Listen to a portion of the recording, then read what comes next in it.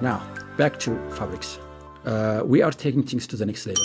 So using Microsoft Fabrics, we will transform our raw ADLS data into the Medallion architecture using the bronze layer, where the raw ingested data is stored, and then the silver layer, where the cleansed and transformed data is stored, and then the golden layer, where the business-ready analytical models are captured.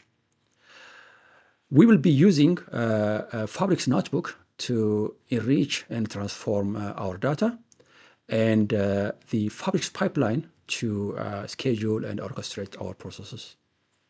From there, we will build reporting and visualization solutions using Power BI and generate some meaningful business insights, and finally share it to the end users. This is exactly the type of modern data architecture that many organizations are adopting today for scalable cloud analytical solutions and AI-ready platforms. So if you are serious about becoming a data engineer, don't just stop at watching tutorials. Practice what you've learned, build and repeat. With that, the real growth happens.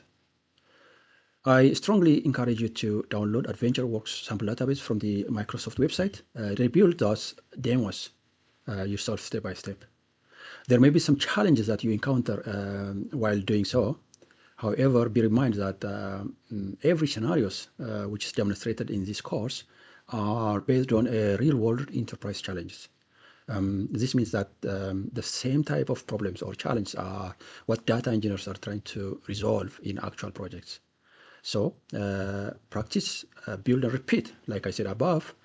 And thank you for your time now, and I will see you in the next video. Bye.